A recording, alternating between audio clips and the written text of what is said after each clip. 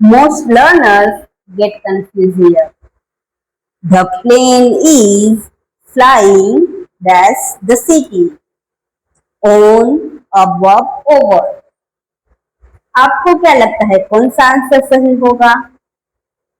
तो आज इस कंफ्यूजन को हम हमेशा के लिए क्लियर करते हैं। तो welcome back to step two English with Reena. और आज का हमारा टॉपिक है कॉमन कंफ्यूजिंग प्रेपोजिशन। और अगर आपने प्रेपोजिशन की पार्ट 1, 2 और 3 नहीं देखे तो जाके देख लीजिएगा। आपको मेरी चैनल पे पार्ट ऑफ स्पीच की पूरी प्लेलिस्ट मिल जाएगी। पहले समझते हैं ऑन, अबव, ओवर। तो ऑन का मतलब होता है टचिंग सरफेस, वो सरफेस को टच किए हो सकता है। अबव, हायर, नॉट टचिंग, वो एक लेवल ऊपर हो सकता है, वो टच नहीं करता, वो ऊपर होता है। ओवर, कवरिंग और मूविंग अक्रॉस। ओवर का यूज हम तब करते हैं जब कोई कवर कर रहा हो या फिर ऊपर से क्रॉस हो रहा हो। तो चलो एग्जाम्पल की मदद से समझते हैं, पर पहले मैं सेंटेंस रीड करूंगी, आप मेरे पीछे दोहराइएगा, उसके बाद में समझाऊंगी। क्योंकि अगर आप स्पीकिंग इंग्लिश में इम्प्रूव करना चाहते हो तो practice is must. The books are on the table. The fan is above my head. The plane is flying over the city. I put my hands over my ears. Now समझते हैं। The books are on the table. तो books है वो table की surface को touch किए हुए है, इसलिए क्या यूज हुआ? ऑन।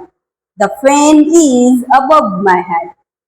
फैन अबव क्यों यूज हुआ? क्योंकि वो मेरे हेड को टच नहीं कर रहा, वो एक लेवल ऊपर है। The plane is flying over the city. तो प्लेन है वो सिटी के ऊपर से पसार हो रहा है, इसलिए over. I put my hands over my year. तो यहाँ कान को कवर कर रही हूँ, जैसे कि आई पुट माई। तो आपने देखा कि ये सभी कैसे यूज हुआ, और इसी के साथ आपको अपनी शुरुआत के क्वेश्चन का आंसर भी मिल गया। The plane is flying over, याद है आपको, हमने शुरुआत में कहा था। तो चलो आगे बढ़ते हैं। नेक्स्ट समझते हैं under, below, beneath and down. तो अंडर को समझते हैं। अंडर यानी कि डायरेक्टली, बिलो ये नीचे हो सकता है, सीधा नीचे, टच में भी हो सकता है। बिलो, बिलो यानी कि नीचे के स्तर पर, ये डायरेक्टली नीचे होना जरूरी नहीं है। बीनीथ, ये भी अंडर की जैसा ही है, फॉर्मल है। ये नीचे होता है या फिर पूरी तरह कवर या हिडन थिंग के लिए यूज होता है। डाउन, डायरेक्शन ऑफ मूवमेंट, नीचे की तरफ जो मूवमेंट कर रहा है उसके लिए हम डाउन को यूज करते हैं। अब एग्जाम्पल सेंटेंस के साथ समझते हैं। मेरे पीछे सेंटेंस को दोहराइए, उसके बाद में समझाती हूँ। She is sitting under the mango tree. This poster is below the big poster.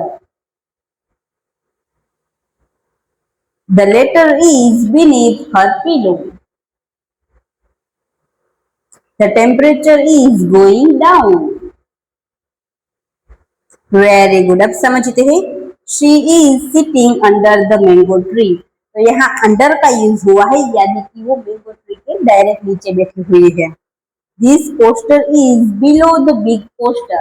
यानी कि बिग पोस्टर से एक लेवल नीचे है और डायरेक्टली नीचे ना भी हो सकता हो। The letter is beneath her pillow. वो लेटर है वो पिलो के नीचे छुपा हुआ है, कवर हो चुका है, इसलिए बीनीथ, वो फॉर्मल है। The temperature is going down, यहाँ मूवमेंट दिख रही है कि वो नीचे की ओर जा रहा है। तो इजीली समझ में आया। अब समझते हैं by, with, of, from, made of, made from. तो बाय, हु डिड, किसने काम किया है, उसके लिए बाय यूज करते हैं। विद, किस टूल या इंस्ट्रूमेंट का यूज हुआ है वो दर्शाने के लिए हम विद का यूज करते हैं। ऑफ, फ्रॉम, मटेरियल और सोर्स, इसके लिए हम किसका यूज करते हैं, ऑफ या फ्रॉम। पर उसमें दो आता है, made of and made from. तो मेड ऑफ का यूज हम तब करते हैं जब मटेरियल अपनी असली रूप में दिखाई देता हो, जैसे कि लकड़ी से टेबल। मेड फ्रॉम, जब मटेरियल पूरी तरह से बदल जाता हो, जैसे कि दूध से पनीर।